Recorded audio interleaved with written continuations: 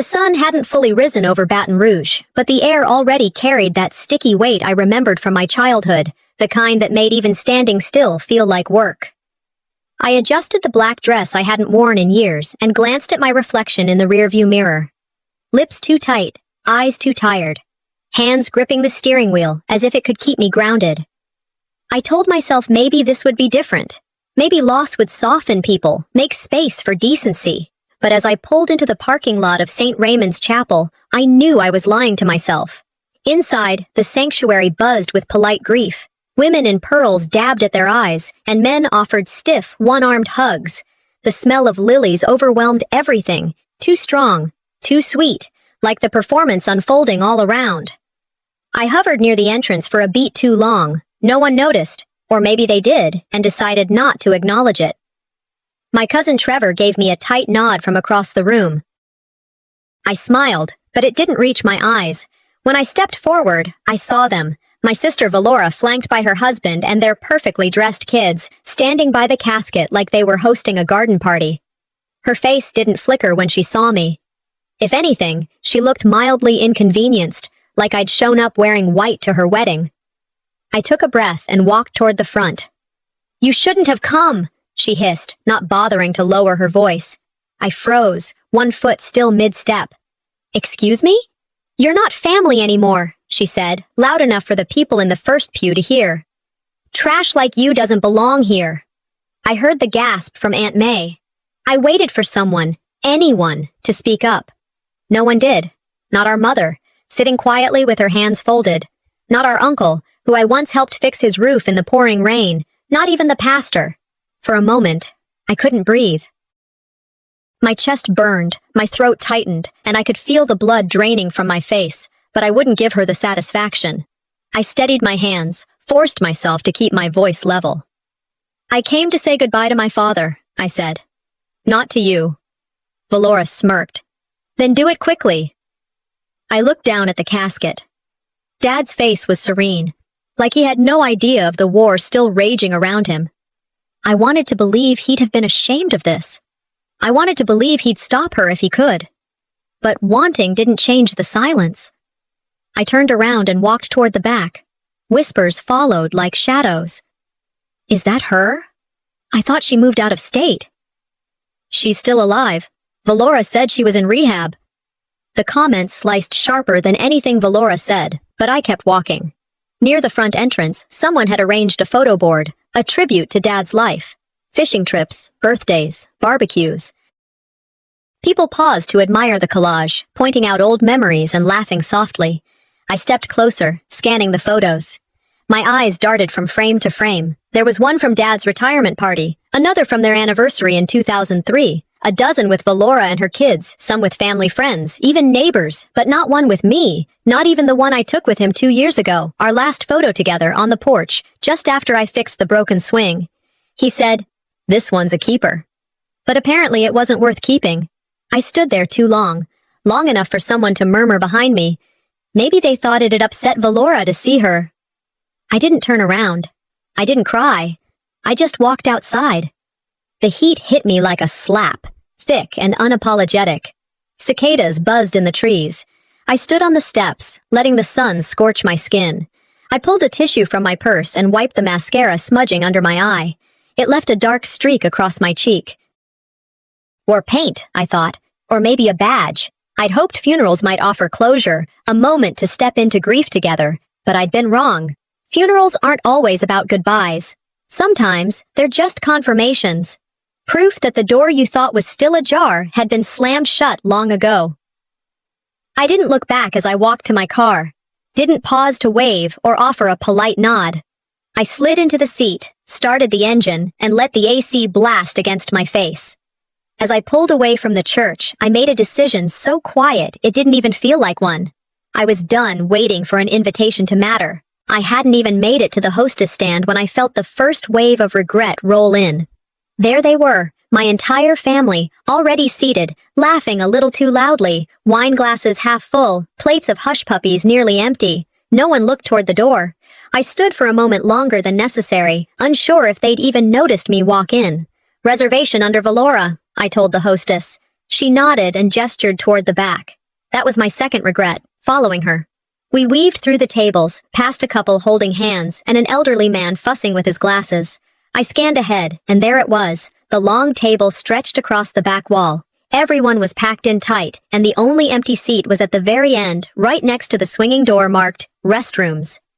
The napkin on the table had my name scribbled in pen, not even a name card, just a paper napkin, folded once and pinned under a butter knife. "Right here, ma'am," the hostess said with a too bright smile. I smiled back, but it cracked at the corners. I sat down as the restroom door swung open behind me, releasing a draft of bleach and something sour I didn't want to identify. Valora finally looked up. "Oh good, you made it," she said, her tone casual, like I was someone she barely remembered inviting. "We weren't sure." I opened my mouth but shut it again. There wasn't a single apology in her voice. No empty chair shifted to make room further up the table. Everyone stayed where they were, eyes flickering, but no one spoke. I sat next to the smell of mop water and disappointment. Apparently, that's where trash belonged. The waitress approached with menus. I declined. "I wasn't here to eat." My mother waved from across the table. "Amabel, did you see what Valora gave me?" she called out. I forced a smile. "Not yet." She lifted a quilt, folded neatly in her lap. My quilt. A patchwork of soft colors and stitched verses, Romans, Psalms, Proverbs, my mother's favorites, sewn by my hand over weeks.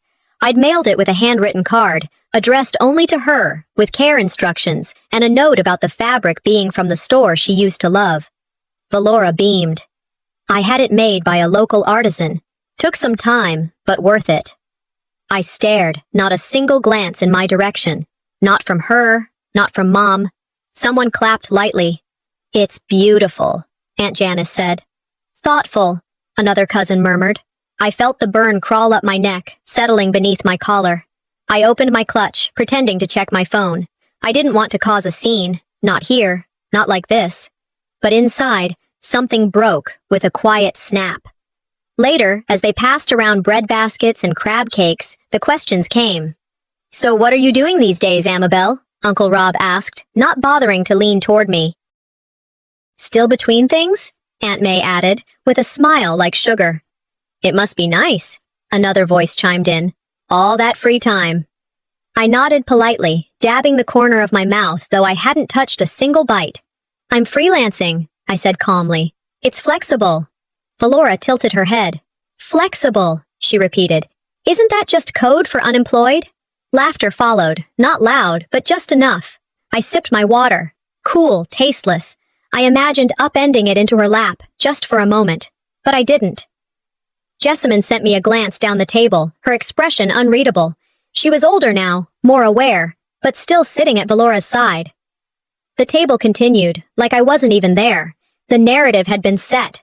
I was the black sheep, the dropout, the charity case they tolerated. And the thing is, none of them even looked cruel. That was the worst part. They looked entertained. I studied their faces, seeing people who once sang Happy Birthday off-key and helped build a treehouse that never stayed up. Now they nodded at Valora's lies like a metronome, steady, unbothered. This dinner wasn't about Mom, it wasn't about family, it was a stage, and Valora was holding the script. Dessert arrived. Lemon cake, Mom's favorite, the same kind I used to bake from scratch in my cramped kitchen, the one with the oven that never quite shut all the way. They passed slices. No one asked if I wanted one. A plate appeared in front of me anyway, already half crumbled from passing hands. I stared at it. When it came time for the photo, someone said, "Can you take it, Amabel? You've got the longest arms." I took the phone. I lined up the shot. I said, "Say cheese." I clicked. Then I stepped back. I looked at the image. Valora in the center, arm around Mom, everyone leaning in, grinning. I wasn't even in the frame. I hit delete. They didn't notice. I stood up slowly, slipping my bag over my shoulder. No one asked where I was going. No one stopped me. Outside, the night had cooled. A breeze pushed against my face, and I let it. I walked to my car, heels clicking against the concrete like punctuation marks. I didn't cry. I didn't shake. I just opened the door, sat down, and exhaled. You can sit at a table and still not have a seat. It had been 3 months since that dinner. 3 months since I sat by a restroom door pretending not to hear every flush and every insult disguised as family banter. Since then, I had kept to myself. No phone calls, no birthday texts, no pretending we were something we weren't. But I needed groceries, and I missed the farmer's market on Magnolia Street, so I went. The moment I stepped onto the gravel lot, I knew it was a mistake. Rows of vendors lined the paths, bright produce and home-baked breads under pop-up tents. The smell of roasted peanuts and kettle corn floated through the warm air. It felt like childhood, like normalcy. But normal had never really belonged to me, not since Valora had rewritten it. Amabel? I turned. It was Rachel. Not my closest high school friend, but someone I used to share notes and fries with. She was wearing oversized sunglasses and holding a mason jar filled with hibiscus tea. Wow, it's been ages, she said, pulling me into a one-armed hug. You look, well. Thanks, I said, matching her smile but not the energy. You too. We chatted for a few minutes. Jobs, weather, mutual acquaintances. Then, out of nowhere, her tone shifted. So, is it true what happened? I mean, I heard you left town after everything. Valora said you just needed space. I blinked. Space? Yeah. I don't want to pry, of course. Just, people said there was some sort of scandal. You and that guy from the old real estate firm? My stomach tightened. I'd never dated anyone from a real estate firm. I didn't even know who she meant. I'm not sure where that came from, I replied, keeping my voice steady. Rachel flushed. Sorry, I shouldn't have brought it up.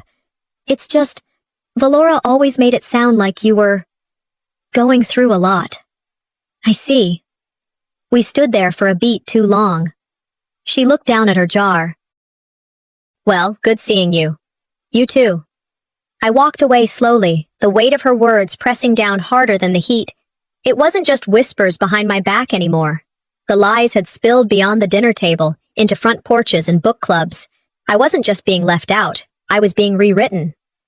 Back at my apartment, I tossed my keys onto the counter and opened my laptop.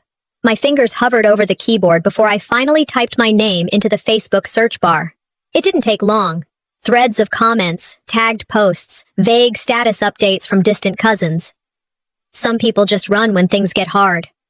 She left her mom sick and alone. Valora tried, poor thing. You can't help someone who won't help themselves. Each line hit like a slap I'd been bracing for, but never quite expecting. They painted a picture of someone reckless, selfish, unstable. And the worst part? No one had ever asked for my version. There was even a photo, Valora standing beside Mom in that same quilt I'd made, captioned, "The gift I made for her birthday." Took me weeks, but worth every second. The comments below were glowing. You're such a good daughter. So thoughtful. I wish I had a sister like you. I stared at the screen until the image blurred. My cursor hovered over the delete button, and for a moment I hesitated. But then I clicked, account settings, deactivate, confirm. If they wanted a story, they could have it. But I wasn't going to be a silent character in it anymore. Later that evening, Jessamine came home from her part-time job. She was taller now, carrying herself with a quiet confidence I didn't remember seeing just a year ago. She dropped her bag by the door and joined me on the couch without a word. There's something I should tell you, she said after a few minutes. I waited. A few weeks ago, I heard Aunt Valora talking to Aunt Sheila on the phone. She didn't know I was in the hallway. My chest tightened. What did she say? Jessamine looked down at her hands. She said, you were unstable, that it was better not to talk about you, that it kept the family calmer. I closed my eyes. I knew it wasn't true, she added quickly. I remembered everything, how you were the one who showed up, the one who stayed when Grandma had surgery, the one who helped me with my science fair project, but I didn't know how to help you. You just did, I said quietly. Jessamine blinked back tears. I'm sorry I didn't say something sooner. I reached for her hand. You don't need to carry what I've lived through. Just stay true to what you know. That's more than enough. We sat there, silent but steady. Something shifted in me. The shame I'd worn like a second skin began to peel away. That night, after Jessamine went to bed, I sat at my desk and pulled out an old leather-bound journal, the one I hadn't touched in years. Page 1, date, the then a sentence. I am not what they say. I kept writing. Memories, truths, things I'd buried under silence and courtesy. The more I wrote, the lighter I felt. I wasn't trying to convince anyone. I wasn't writing for them. I was writing to remember myself. They had controlled the narrative for so long. But I still had my pen. I won't be silent just because they're loud, I wrote. And I meant it. When I closed the journal, a ping echoed from my phone. A text, unknown number. No greeting, just one line. You should have stayed gone. The house was still. Too still. Jessamine and I had arrived just before noon, but something about stepping into Mom's old place made the air feel heavier. The blinds hadn't been opened in months, and the light filtering in was soft, golden, dusty. I told myself I was only here to help Jess sort through a few keepsakes, maybe box up the photo albums, then go. But I should have known better. Check this out, Jessamine called from the back bedroom. I followed her voice past the kitchen, past the sewing nook Mom had turned into a pantry when the arthritis got bad, into the room Valora used to claim for herself during family holidays. There it was, a dresser. Familiar, tall, solid cherry wood. But what caught our attention wasn't the furniture itself. It was the locked drawer, bottom right. I've never seen that one opened, Jessamine said, crouching. Aunt Valora said there wasn't anything worth keeping. My hand stilled on the handle. She said that? Jessamine nodded. After the funeral, when we came to clean out the closets, she told us Mom's stuff was mostly junk. I knelt beside her. Grab me that letter opener. We worked the edge into the side, heard a click, and the drawer gave way. A stack of old paperwork shifted forward. Insurance forms, yellowed receipts, faded envelopes, and then I saw it. A manila folder with one word in Mom's handwriting. Will. I sat back on my heels, pulse quickening. Jessamine looked at me. Is that? I nodded. It's real. I took the envelope gently, like it might crumble if I moved too fast. My father's voice echoed in my mind from a conversation we'd had not long before his stroke. I made sure you'd be taken care of, Amabel. I had believed him. And then I hadn't. Now, I wasn't sure what to believe. At the kitchen table, I spread the papers out carefully. The will was notarized, stamped, dated 3 months before his passing. It named Valora and me as joint beneficiaries. Specifically, it left me a small plot of land near Tyler, Texas, property my grandfather once farmed. It also detailed shared inheritance rights over the family home and remaining savings. None of that had ever been mentioned. At the post-funeral meeting with Valora's attorney, I'd been told the will never existed. I was asked to sign a release of interest to simplify proceedings. And I had. But now I was staring at what had been hidden. There's something else, Jessamine said, pointing. Another document, thicker, printed more recently. I flipped through it. It looked like a property transfer, the deed to Mom's house. But there was only one name, Valora's. I froze. This is the house, right? Jessamine asked. Yeah, I said, scanning the document again. I dug deeper. Paperclip still attached to the back. The original version showed 2 names, mine and Valora's on the same line, marked joint ownership pending finalization. The date stamps. The original was signed 4 days before Dad's stroke. The edited one was printed 10 days after his funeral. She'd removed me, quietly, surgically. No fanfare, no confrontation, just an erasure. I leaned back, the kitchen light buzzing softly overhead. I thought about Mom's face whenever I brought up estate stuff, how she'd look away, suddenly needing tea, a walk, a distraction. I remembered Aunt Sheila once saying, "Your sister handled things fast, huh?" Yeah, fast, too fast. They didn't just forget me, I said aloud. They deleted me. I copied everything, every page, every signature, every note. I placed the originals back where we found them. No need to tip off the enemy too soon. That evening, back home in my apartment, I sat at my desk and opened my email. I sent a message to Miriam, a colleague from my old job at the library, who'd once mentioned her sister was a lawyer. Subject, urgent, family legal help needed. She replied within the hour. I scanned the documents and attached them. When I hit send, my hands trembled, not with fear, but something colder, resolve. My phone rang 20 minutes later. "This is Lauren Chan," the voice said. Miriam forwarded me your message. I've reviewed the files. You might have a case, Ms. Tyrell, but I won't lie. It's going to get messy.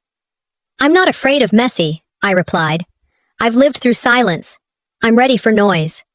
We discussed timelines, options, how to file a formal dispute, and what discovery might look like. When I hung up, the room felt smaller somehow, the air dense. I stood at the window, watching dusk roll over the tops of the pines. Somewhere out there, Valora was still smiling that empty, polished smile, still spinning stories, still sitting comfortably on a throne built with stolen bricks. Not for long. My phone lit up again. Unknown number. I answered. Silence. Then a voice. Female. Low. Controlled. You've been digging where you don't belong. Click. It was the kind of humidity only Baton Rouge could deliver. Thick, unrelenting, the kind that clung to you like guilt. I remember that morning clearly. The courtroom was too cold, like they were trying to refrigerate human emotion out of the process. My hands were shaking, not because I was nervous, but because I knew deep down, no matter what I said, this room wasn't built for women like me. I sat at the petitioner's table, my lawyer flipping through notes with a calm that felt cruel. Across from us, my ex-husband, pressed shirt, fake smile, pretended to look sad. Then came the voice that still rings in my head. I'd like to call Valora Tyrell to the stand. I turned my head so sharply it almost hurt. She walked in like she was stepping onto a stage. Light blue blouse, pearl earrings, that rehearsed concern in her expression. Miss Tyrell, how would you describe your sister's ability to parent? Valora folded her hands, tilted her head slightly. I love my sister, she said, voice soft. But we have to be honest. Amabel has struggled. Emotionally, financially. She has a history. Episodes in her 20s. Anxiety, depressive spells. Things that made her withdraw from the family. My attorney stood to object, but the judge let it ride. Valora continued, undeterred. I've watched her spiral. I've picked up the pieces more times than I can count, and while I admire her strength in certain ways, stability is what Jessamine needs right now. I didn't move. I didn't cry. I stared at the judge's face, trying to read it, blank. My ex's lawyer nodded approvingly. I watched Jessamine, just 12 at the time, sitting between her father and Valora, looking anywhere but at me. I didn't get to speak. My lawyer advised against it. Said the optics wouldn't help. Said the paperwork Valora handed over had credibility. Said I could revisit custody later. But we both knew I wouldn't be able to afford to.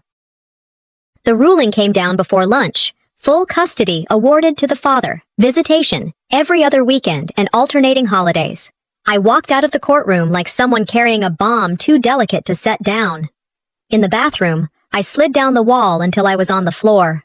I stayed there for a long time, knees tucked to my chest, the sound of a hand dryer drowning out the scream I wouldn't let out. That's how you lose a child.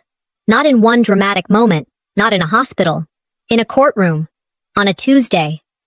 Back home, everything changed. The living room looked too big. Her bed stayed made. Her toothbrush never moved. And when she did come, she was quiet. Polite. Like a guest. We had to plan our relationship in chunks. 2 hours at the park. Pick up at 5. Drop off by 7. Conversations filtered through scheduling apps and emails. Then came the moment I still taste in my throat. She was 14. We were sitting on the back porch, sipping lemonade.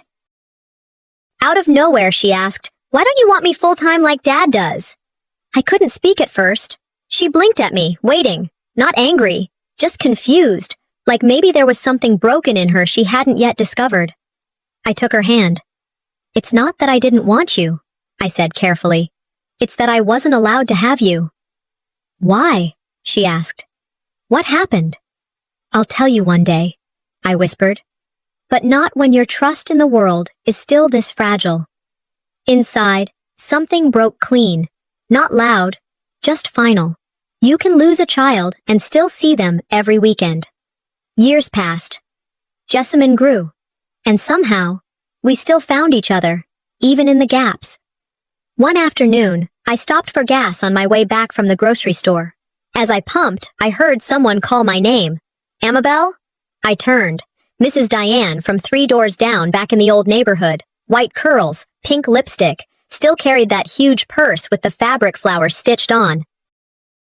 We hugged, exchanged the usual pleasantries, then her tone shifted. "I hope this isn't overstepping," she began. "But I always thought it was strange how fast Valora and your ex got close after the divorce." I tilted my head. "What do you mean, close?" She hesitated. "Well, I'd see her parked outside his place, sometimes for hours. Said she was dropping off things for Jessamine, but—" She trailed off. I nodded. "Thank you." "People see more than you think," she added gently. "We just don't always know what to do with what we see." Driving home, her words replayed over and over. It's not always strangers who build the gallows. Sometimes it's your own blood holding the rope. That night, Jessamine and I sat on the back porch again. She was home for the weekend, now 18, more sure of herself, but still curious. She stared at the stars a moment, then asked, "Why didn't you fight harder back then?" I paused, letting the silence settle before answering. "I didn't have an army. I didn't even have armor. I had one person, me. No lawyer could out-yell the lies Valora made stick." Jessamine's eyes didn't blink. "But you didn't tell me." "I was trying to protect you." "I thought you didn't want me." Her voice didn't crack. It was a statement, not an accusation. I exhaled. "I didn't walk away because I didn't love you. I walked because I didn't have a sword." Jessamine reached for her phone. "You should see this," she said. She turned the screen toward me.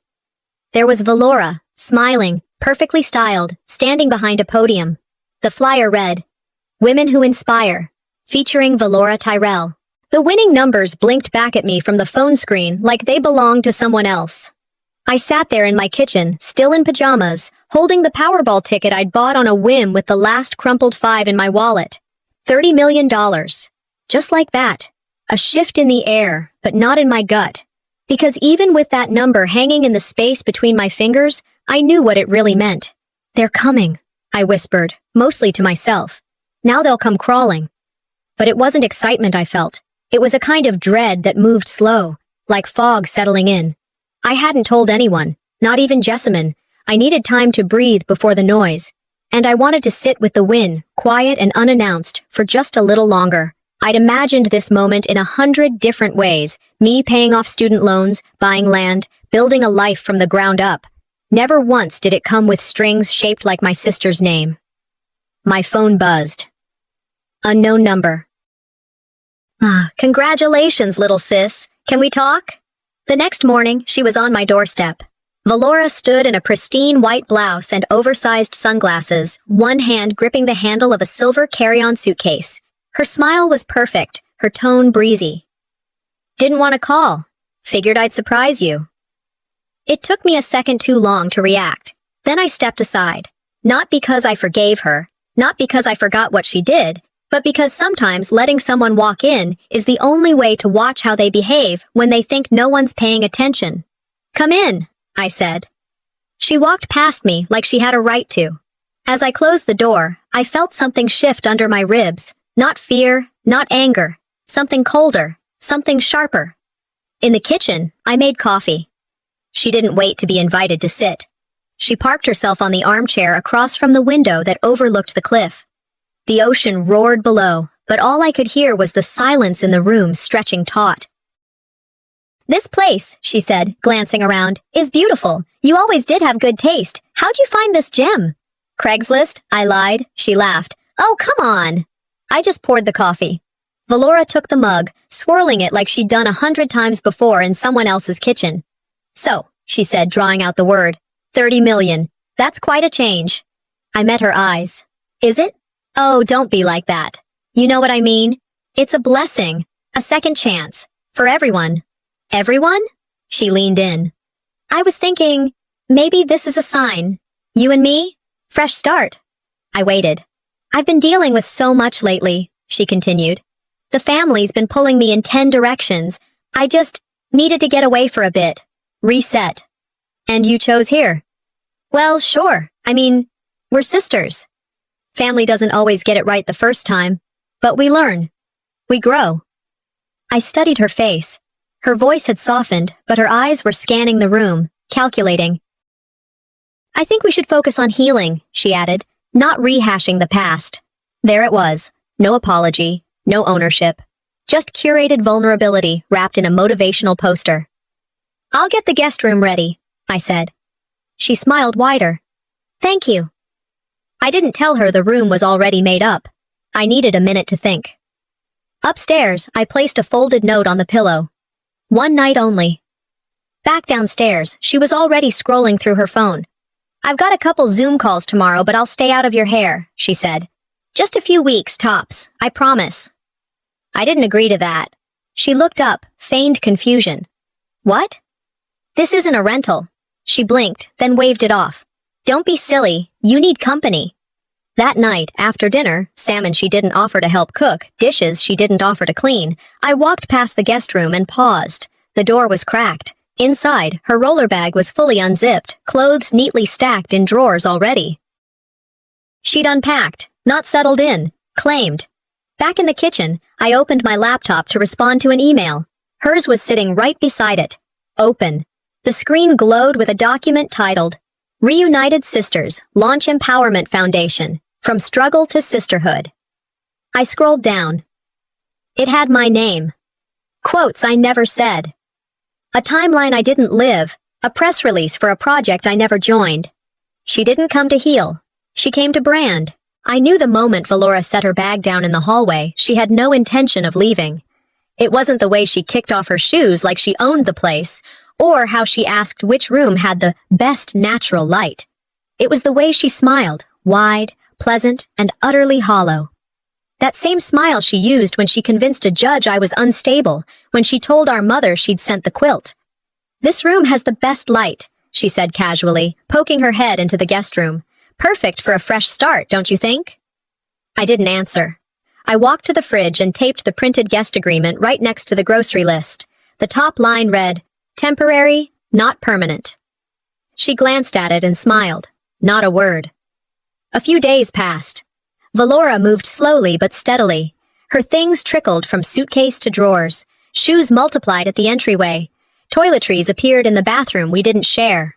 She rearranged books, set decorative candles on my dining table. One evening, I came home to find the living room furniture slightly rotated, just enough to be noticed, not enough to be called out. "What are you doing?" I asked. She looked up from where she was fluffing a pillow. "Just making things feel more balanced. This is family space, isn't it?" It wasn't a question. It was a dare. The next morning, over dry toast and burnt coffee she didn't brew, she brought it up. "Dad always said we'd share everything," she began, buttering her toast with more effort than needed. "He meant this house too. I just want what's fair." I didn't flinch.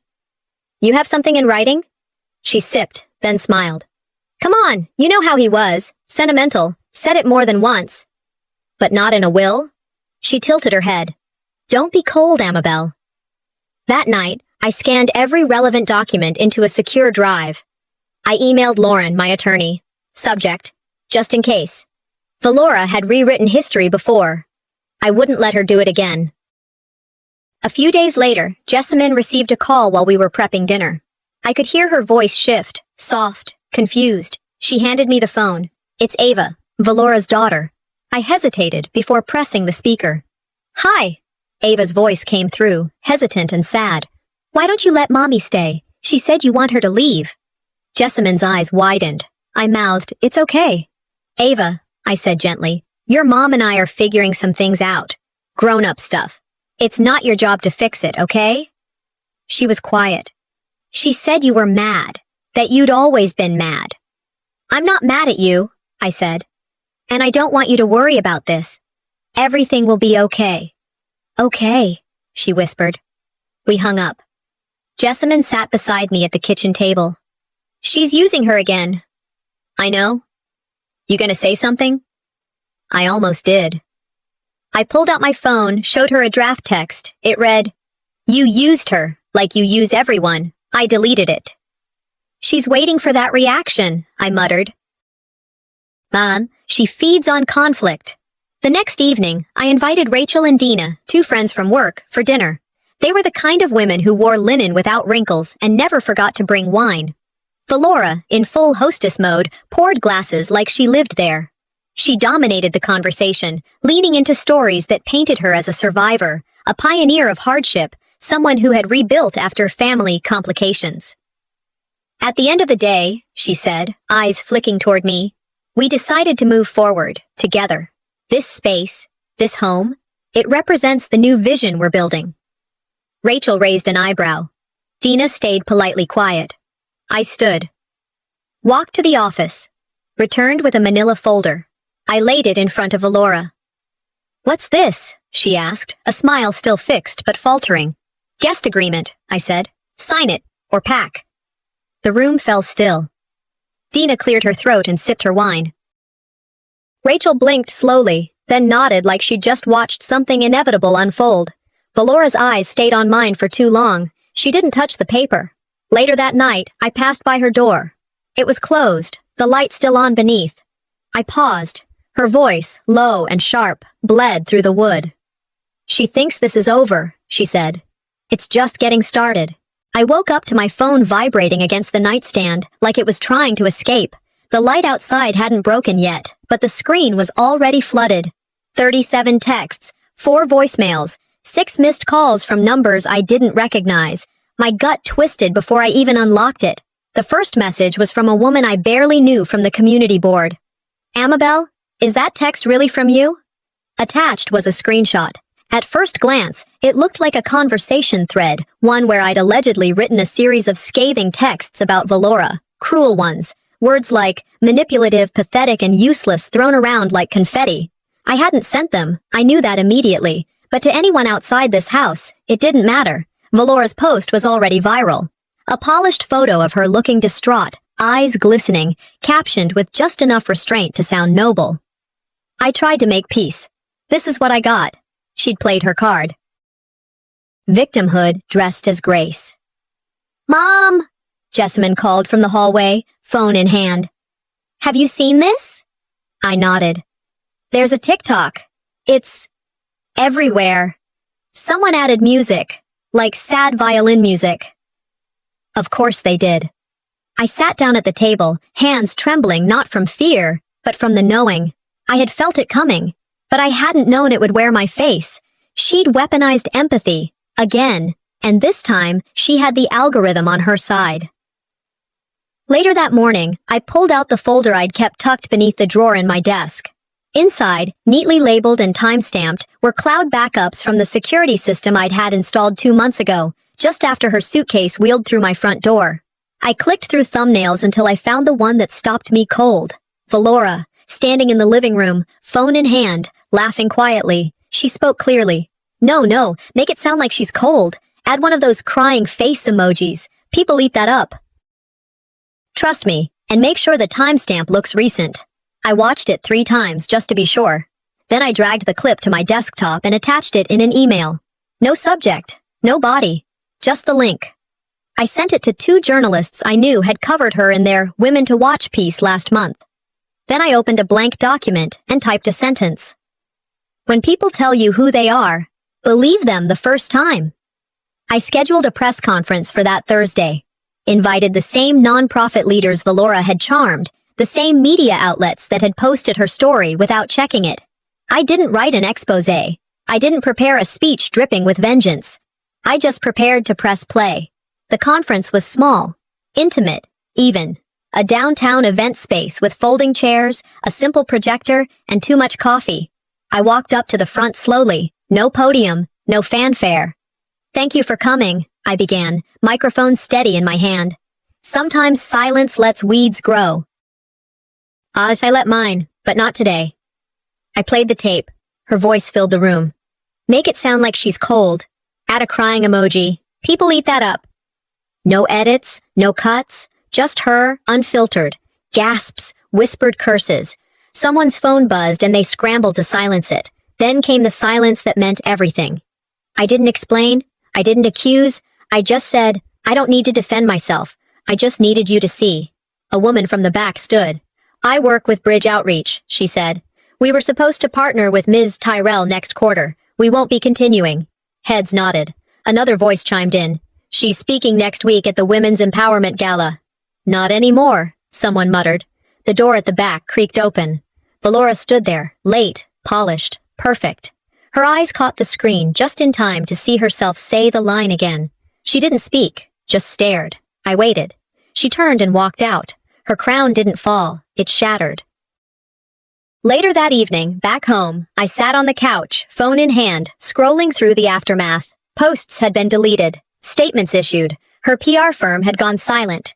Then I got a text. Not from a number I knew. "We are terminating our representation with Ms. Valora. Please direct any future inquiries to her personal account." I stared at it, then I smiled.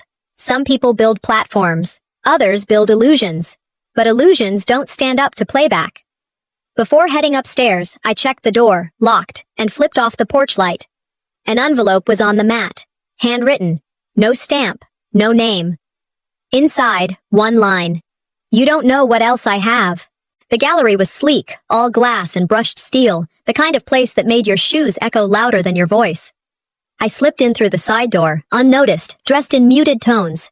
It wasn't my event anymore. My name wasn't on the flyers, but I had helped plan it months ago when I still believed this fundraiser was about women helping women, not one woman trying to save face.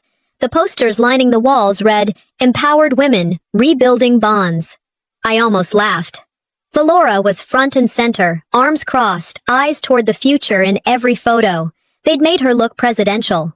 I moved to the back of the room and stood near the drink table. Guests mingled, sipping from flutes of sparkling water, complimenting the floral centerpieces, brushing past me like I was invisible. I watched them approach Valora one by one, offering hugs, admiration, faux concern. "You're so brave to speak about your family." "I read your piece in the journal." "So moving." "She's turning pain into purpose," someone said behind me. "No," I thought, "she's turning my story into her platform." "She didn't just steal my life," I muttered under my breath. "She booked a spotlight for it." Midway through the program, the host, an older woman with a voice built for public radio, stepped to the microphone. "Please welcome tonight's keynote speaker, Valora Tyrell." Applause. Valora walked to the stage in a cobalt dress and heels too tall for comfort. She moved slowly, deliberately, with the air of someone who knew she owned the room. I watched her scan the audience and pause on me for half a second. Then she smiled. "Tonight," she began, "I want to talk about healing." I didn't flinch. I waited. She continued. "Forgiveness doesn't come easily, especially between sisters. But I believe in transformation. I believe in the power of family to rebuild, even when it feels impossible." She was good. I'll give her that. Her voice hit just the right register, her pacing gentle, her pauses well-placed. "And through everything I've endured," she said, "I've learned that pain, if held with grace, can become legacy." Enough. I stepped forward, quiet but firm, and approached the side of the stage. In my hand was a small remote. The projector behind her flickered to life. Slide 1. A scanned draft of the press release she'd written before stepping foot in my house. Headline: Reunited Sisters Launch Empowerment Foundation. The room murmured. Slide 2. Quotes she'd attributed to me. All false. Slide 3. A spreadsheet of potential donors labeled Monetize Narrative. Valora turned. "Amabel, what are you doing?" I walked up to the mic. "I'm using my voice." She tried to intercept me. I raised a hand. "I let you talk. Now let me." The host hesitated, then handed me the mic. "Sometimes silence is mistaken for weakness," I began, but mine was gathering proof. I told the room about the will. The forged documents, the custody interference, the smear campaign. I didn't raise my voice. I didn't cry. "She didn't lose a sister," I said. "She tried to replace one." A beat of silence. Then a low murmur. I saw donors whispering to assistants. One woman stepped out with her phone pressed to her ear. Valora tried to speak. She took a step forward. I held my ground.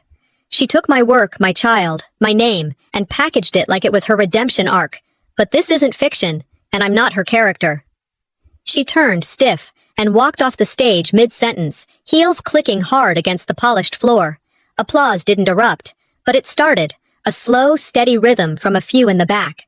Then more joined. After the program ended, I stood near the exit. Several women approached me quietly. "You did the right thing," one said. Another leaned in.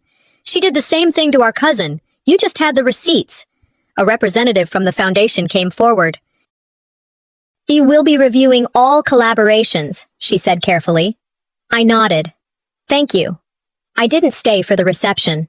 I walked to the parking lot, let the cool night air calm the fire still burning low in my chest. Before I started the car, my phone buzzed. A message from someone in my mother's circle. You said what we all needed to hear. Back home, I poured a glass of water and sat in silence. Then my email chimed. Subject: about your father's final letter. The email from the bank arrived just past 9 o'clock a.m. I'd just made coffee, still in my robe, watching the steam rise in front of the window. I almost deleted it, assuming it was spam. But then I saw the subject line. Alert: flagged credit activity under your name. I clicked. Apparently, someone had tried to apply for a personal loan using my information. The application had been denied, thank God, due to inconsistencies between my listed address and the mailing address provided. That address, a P.O. box registered in Valora's name 2 years ago. I sat down. The mug rattled slightly against the table as I put it down. I called the bank and got a copy of the flagged application. Every detail matched mine: date of birth, social, phone number, except the mailing address and a signature I hadn't written. Then I called Lauren. She didn't say, "Are you sure?" She said, "Bring it in." Later that day, we sat across from one another in her downtown office, the hum of the air conditioner, our only company. "This qualifies as identity theft," she said, "even if she's your sister." Especially if she is. I thought about all the people who preach family first, blood ties above all. But what they never talk about is when blood becomes poison. They say blood is thicker than water, I told Lauren. But I've bled more from my own blood than from any stranger. She didn't smile. She just nodded and slid the paperwork across the desk. Let's file it quietly, but firmly. The next afternoon, as I returned home from errands, my phone buzzed. It was a name I hadn't seen in years: Peter, Valora's ex-husband. He didn't text a greeting, only, "Can we meet? There's something I think you should know." We met at a small cafe in Santa Cruz near the boardwalk. Peter looked older, tired around the eyes, but his presence felt deliberate, like he hadn't come to gossip. We ordered coffee, no small talk. "She asked me to lie for her," he said. I waited. "Back during your custody case, she wanted me to testify against you, said if I helped her discredit you, she'd make sure I stayed in Jessamine's life too, through family channels." My hands stayed still, but my spine stiffened. "She wanted to build her image," he continued. "You were the easiest one to cut out." "And you didn't?" I refused. That's when everything between us finally cracked. I watched him for a moment. "Why now?" Peter sipped his coffee. "Because what she's done to you, she's tried with others, and you're the first to expose her. I thought you deserved to know." He pulled out a small envelope and handed it to me. "She also tried to get power of attorney over your mom before she passed. I found this after our divorce. I don't know if it matters anymore." It did. Every little piece filled in gaps I hadn't realized were still open. That evening, Lauren began drafting the formal civil suit. Not dramatic, not public, but precise. Meanwhile, word started to spread, slowly at first. One of Valora's business partners suspended their collaboration. A charity newsletter quietly rescinded the Women of Integrity recognition they'd given her only 3 months earlier. The digital silence around her name was more deafening than any scandal headline. She thought silence was immunity, I told Jessamine. She forgot silence watches and records. We sat in the backyard that evening, sunset washing over the deck in warm hues. Jessamine asked, "Do you feel better now that people are finally seeing the truth?" I paused before answering. "It's not about feeling better. It's about finally being seen." She smiled. Instead of popping a bottle or posting a victory message, I wrote a letter. It was addressed to the school district I'd grown up in, the one that had barely noticed when I faded from their system. I requested to fund a scholarship in Dad's name. Anonymous, quiet. Sometimes legacy isn't loud. It's planted, like seeds in other people's chances. The need for Valora's apology dissolved like sugar in coffee. She'd already paid, just not the way she expected. That night, as I was locking up, I found a large envelope on my doorstep. No return address. Inside, a single sheet of paper, my father's handwriting, and 6 words that made me sit down right where I stood. "If you're reading this, Something went wrong. I sat in my study long before the sun was up, the sky still the color of bruised lavender. The envelope lay on the desk in front of me, slightly yellowed, heavy with things unsaid. The handwriting on the front, Dad's, was unmistakable. I had run my thumb over each curve of ink for half an hour before I dared open it. Inside was one folded page. "Amabel," it began. "If you're reading this, something went wrong." I held my breath. My fingers trembled as I continued. I never wanted to leave this world in chaos. But I was too late, and too weak, to fix what had already been set in motion. I knew your sister was angling for control. I saw it before the stroke. She's not evil, just entitled. And I let her become that way. The words blurred for a second. I blinked hard. I left copies of everything with Paul Donnelly, my old friend from the VFW. He knew not to act unless something went off the rails. I'm guessing it has. Then the line that tore through me. I wasn't strong enough in life, but I hope to be in memory. I let the page fall onto my lap. A full-body silence followed. Not shock, not rage, just the sound of weight lifting off bones that had grown used to carrying what wasn't theirs. I cried then, not the loud, ugly kind, just a slow leak of something I hadn't even realized needed to leave. Later that afternoon, I stood in front of the fireplace with a matchbook in one hand and the forged copy of the will in the other. I struck a match. The paper curled quickly, blackening from the edges inward. I didn't flinch. "Some fires clean more than they destroy," I whispered. Then I opened my laptop. Drafts, saved messages, one in particular. Subject: What you did to me. Written months ago. Every accusation, every documented lie, every emotional bruise traced in keystrokes. I highlighted the whole thing, deleted. Not because she didn't deserve it, but because I no longer needed her to know. Jessamine and I visited the new community center 2 days later. It was still a construction site, gravel, exposed beams, echoes, but in the lobby, a sign already stood. Tyrell Learning Center, in honor of Robert Tyrell. She smiled at the name. "Do you think Grandma would have approved?" she asked. I looked at her. I think she would have been proud of the silence we broke. The guest room that once housed Valora's perfume and accusations now smelled of fresh paint. Jessamine and I had picked a color called Marigold Mist. Bright, warm, unapologetic. We repainted in laughter and loud music. Every stroke a final word. One morning, a text came in from Valora. Simple. "You ruined me. Hope it was worth it." I stared at it for a moment, then opened my email. To the foundation organizing the next Women's Circle. Subject: Hosting offer. Message: Happy to host your next women's event at my home. Let's call it Reclaiming the Narrative. I hit send. That night, we sat on the balcony, Jessamine and I, watching the waves chew gently at the cliffs below. The sea was indifferent, and that was comforting. I was pouring a second cup of tea when Jessamine returned from inside, holding a small, aged envelope. "Found this tucked in the old Bible," she said. "Said it was for your eyes only." My heart paused mid-beat. On the front, in delicate cursive, "For her eyes only, from Mom." The letter from Mom was tucked inside an old Bible, its pages brittle and ink faded. Jessamine found it while dusting shelves I hadn't touched since we moved in. She handed it to me without a word, just a look. I sat at the kitchen table, the same spot where Valora had once stirred her coffee like she owned the room. The envelope read, "For her eyes only, from Mom." My fingers hesitated before breaking the seal. "Amabel," it began. "I never knew how to talk to you after everything happened. I let too much slip through my hands. I watched your sister build a narrative because it was easier than stopping her." I paused. My heart beat louder in the quiet. I don't know if forgiveness means a hug or a dinner or anything close to family again. Sometimes it just means freedom, from the pain, the stories, the weight. Taped to the letter was a small key, labeled only, Donnelly Trust, Box 218.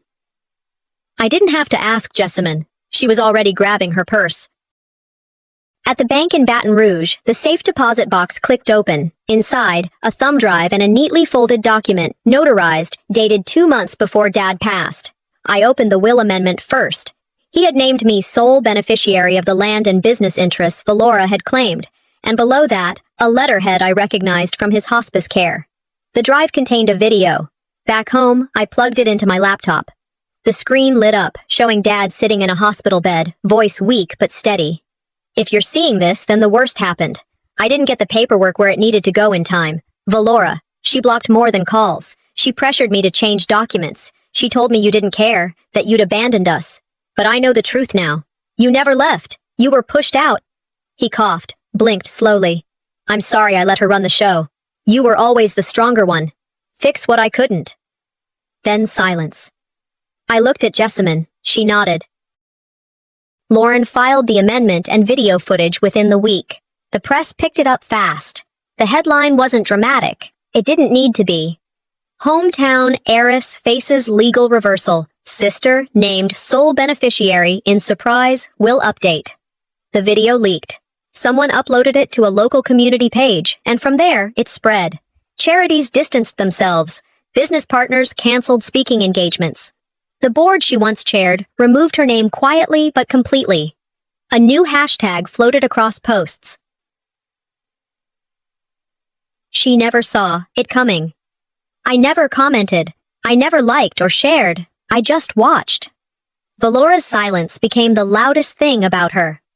Weeks later, Jessamine and I hosted a quiet dinner. Friends, laughter, no speeches. After the plates were cleared and the wine replaced by tea, I stood to thank them. This isn't a celebration of what we lost, I said. It's a celebration of what we reclaimed. They raised their glasses. To truth, Dina said. To starting over, Rachel added. I looked around the room and saw not what was missing, but what had finally arrived.